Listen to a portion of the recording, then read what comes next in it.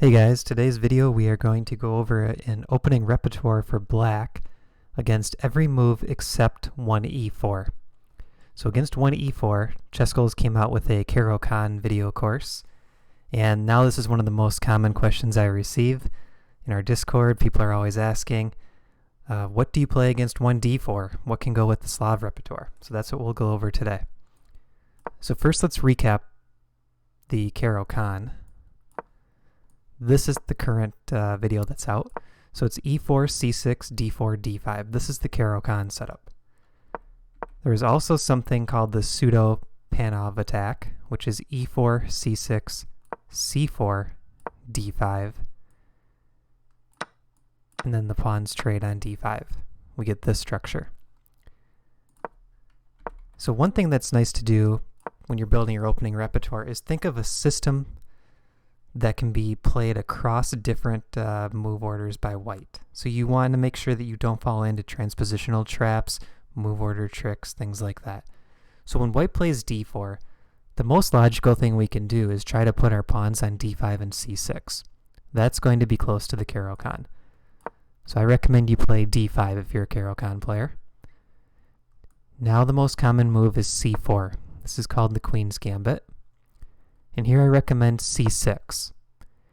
And now this opening is called the Slav Defense. And the idea behind the Slav Defense is very similar to the Caro-Kann. We're going to put our pawns on light squares. We are going to hope to develop the light square bishop outside the pawn chain. And it's a pretty comfortable game because the center is solid. So it's not like playing the King's Indian Defense or the Nimzo Indian Defense where you attack the center later. We're taking a stake on the center right away with d5. So this is going to be the main recommendation that we have for Caro-Kann players, and we're coming out with a Slav course down the road as well. So after, let's say, knight f3, you can play knight f6. The most common move is knight to c3, and here d takes c4. So this is sort of the start of the mainline Slav. Now let's go back to the beginning. Let's say white plays 1 c4, the English opening. Here we do not want to play d5, because after d5 white can capture, and we don't have a pawn that can capture back. So we either have to take with the queen, which allows white to immediately attack the queen with tempi, or we have to play knight to f6, and the problem with knight to f6 is white could build a big center with probably d4 and e4. So none of these are good options.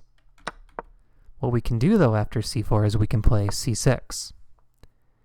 Now the nice thing with c6 is we are ready to play d5 and there's no way for white to prevent it. One of the most common moves here is actually to play d4. We play d5 and now we've transposed right back into the Slav. Another move order trick that white could try is e4. Here we still play d5 and now we have a Caro-Kann pseudo Panov attack, just like we saw before. And usually everything trades on d5. The other thing that white can try after c6 is to keep this in English territory. Like maybe they play knight f3, knight c3, g3, one of these move orders.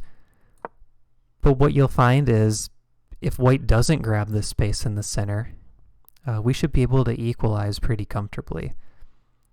So this system will work against anything that white throws at you. And a lot of times they will end up taking. And maybe they'll put this pawn on d3 instead of d4. So if they put it on d4, that's a Slav exchange variation. If they put it on d3, we just have extra space. It's a comfortable position.